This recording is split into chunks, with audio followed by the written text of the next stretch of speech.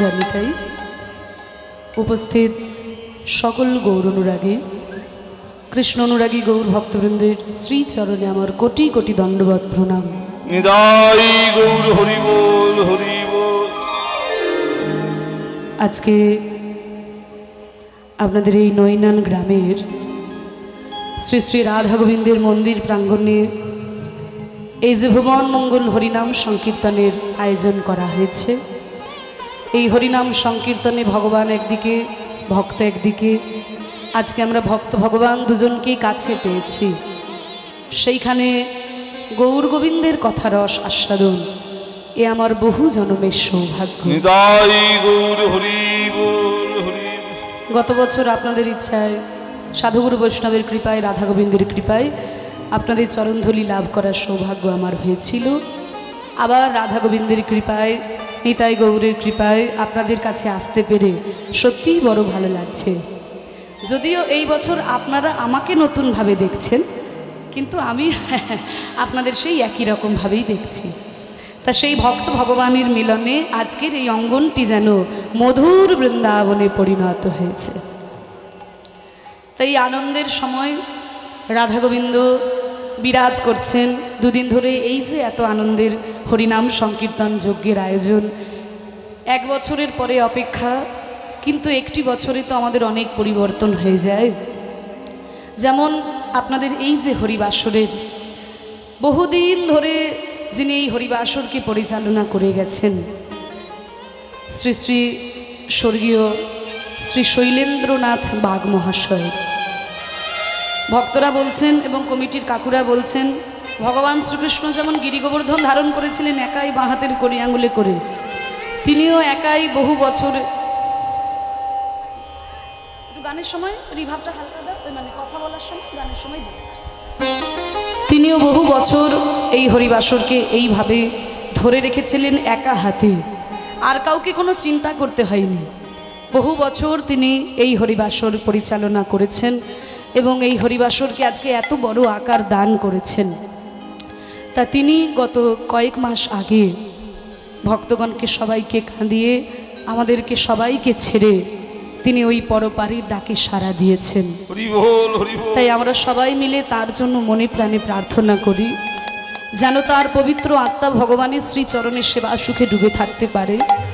সারা জীবন যেই কার্যে তিনি লিপ্ত ছিলেন, হরিনাম যজ্ঞে লিপ্ত থেকেছেন এবং এইভাবে যে সৎ কার্য করে গেছেন, তাই ভগবানের শ্রীচরণে যেন তিনি ঠাঁই পায়, আমরা সবাই মিলে তার চরণে প্রার্থনা করি। আসলে মানুষের তো মৃত্যু হয় মানুষের দেহের, আত্মার কখনো বিনাশ হয় না। গীতার পাতায় বলছে যে মানুষের মৃত্যুটা হয় মানুষের দেহের, আত্মার কখনো বিনাশ হয় না। মানুষ যেমন একটা পুরনো জামা কাপড় ছেড়ে একটা নতুন জামা কাপড় পরিধান করে, ঠিক তেমনি আত্মাও এই জরাজীর্ণ দেহটা ত্যাগ করে একটা নতুন দেহ ধারণ করে।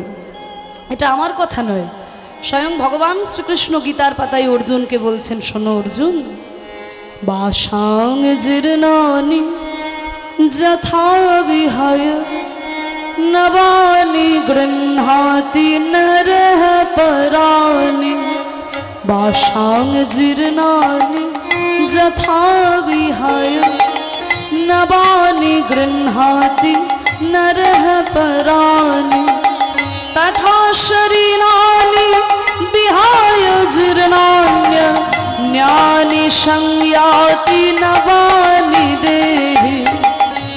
বাসাং জীর্ণানি যথা বিহায় মানে জীর্ণ বস্ত্র পরিত্যাগ করে নবানি গৃহ্ণাতি নরঃ প্রাণী, মানুষ যেমন একটা নতুন জামা কাপড় পরিধান করে, ঠিক তেমনি তথা শরীরাণি বিহায় জীর্ণান্য, এই জীর্ণ দেহটাকেও পরিত্যাগ করে অন্যানি সংজাতি নবানি দেহি, আত্মাও একটা নতুন দেহ ধারণ করে।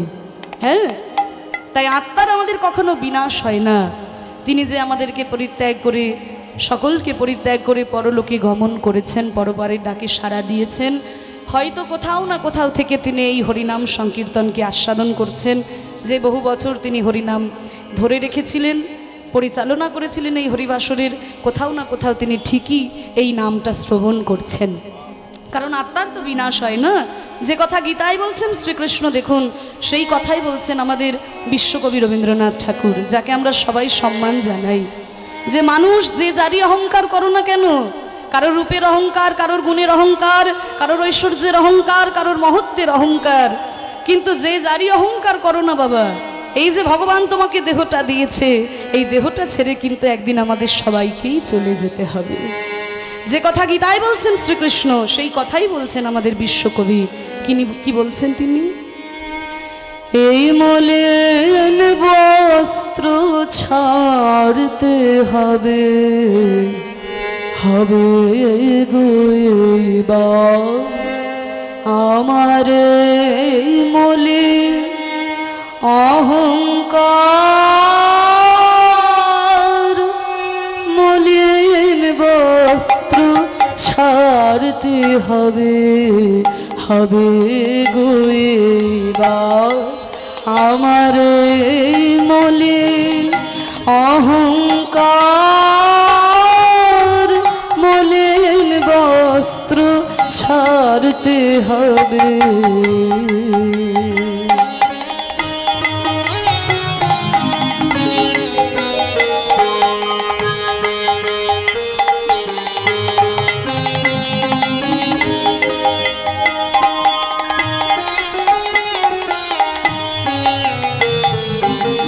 বলছে মলিন বস্ত্র ছাড়তে হবে। মলিন মানে কি গো? মলিন কথাটার মানে কি? মলিন মানে হচ্ছে ময়লা। মলিন কথাটার অর্থ হচ্ছে ময়লা।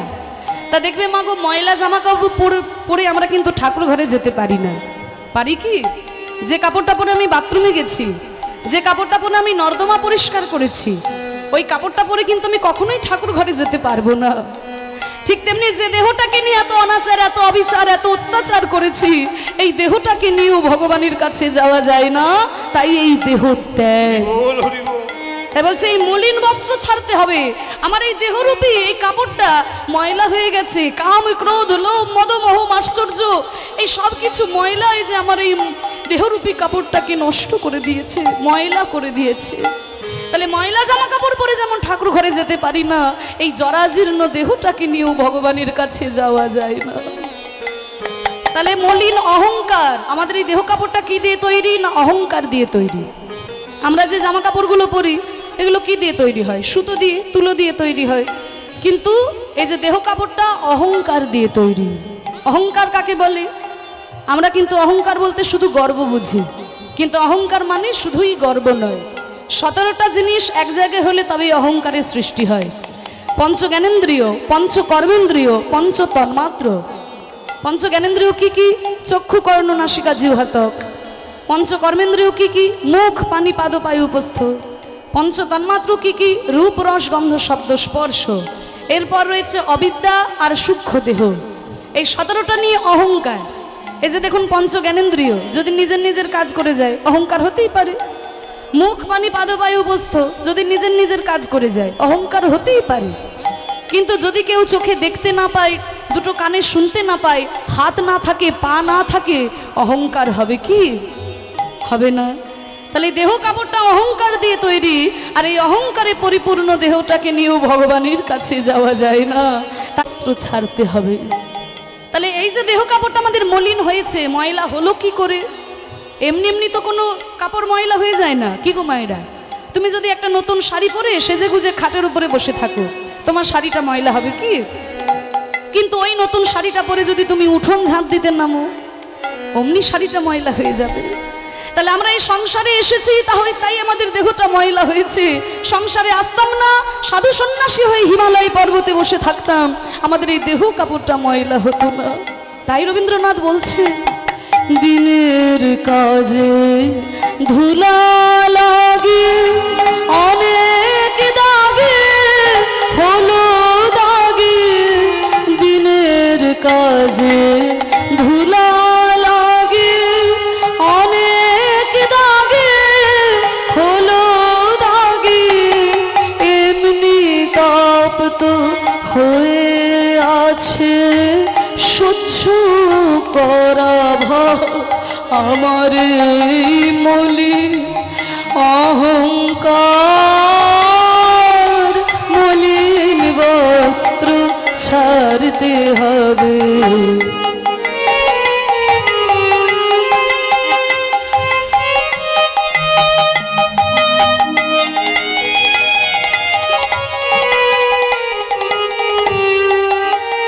দিনের কাজে ধুলা লাখি, তাই সারাদিন এই সংসারে, সারাদিন মানে কি, সকালবেলা মানে পূর্ব দিকে সূর্য উঠলো ওটা সকালবেলা নয়, আমাদের জীবন বেলার সকাল কোনটা না, যখন আমরা এই পৃথিবীতে প্রথম আলো দেখলাম সেটা হলো আমাদের জীবনের প্রথম সকাল। সারাদিন চলে গেল, দুপুর গড়িয়ে গেল, দুপুর মানে যৌবনকাল, বিকেল হয়ে গেল মানে সেই বার্ধক্যকাল, সেই শেষের দিন আস্তে আস্তে নেমে আসে। তাহলে এই যে সারাদিন আমরা মানে সারাটা জীবন, শিশুকাল থেকে যৌবনকাল থেকে বার্ধকাল থেকে দিনের কাজে মানে এই সংসারের কাজকর্ম করে করে আমার এই দেহটা যে ময়লা হয়ে গেল প্রভু। এই যে দেহটা আমাদের ময়লা হয়েছে, সাধু সন্ন্যাসী হয়ে যদি হিমালয় পর্বতে বসে থাকতাম আমাদের দেহটা ময়লা হতো না। তাই যখন সকল কর্তব্য সমাপন হয়ে যায় তখন কিন্তু আর সংসারে মন দিলে চলে না মাগো, তখন একটু ভগবানের শ্রীচরণে মনটা দিতে হয়। যখন দেখবেন সকল কর্তব্য সমাপন হয়েছে, এখন তো কাজ সঙ্গ হলো দিনের অবসানে, হলো গো তার আসার সময়, আশায় প্রাণে। এখন তো কাজ সঙ্গ হলো মানে কর্তব্য সমাপন। যখন দেখবেন ঘর বাড়ি মোটামুটি গোছানো বাগানো হয়ে গেছে, ছেলে মেয়ের বিয়ে থা হয়ে গেছে, আর কিন্তু সংসারে মন পড়ে থাকলে চলবে না সব সময়, তখন একটু ভগবানের চরণে মনকে নিবেদন করতে হবে। এখন তো কাজ সঙ্গ হলো দিনের অবসানে, হলো গো তার আসার সময়, আশায় প্রাণে। স্নান করে আয় এবার তবে প্রেমের বসন পড়তে হবে। স্নান করে আয় এবার তবে প্রেমের বসন পড়তে হবে।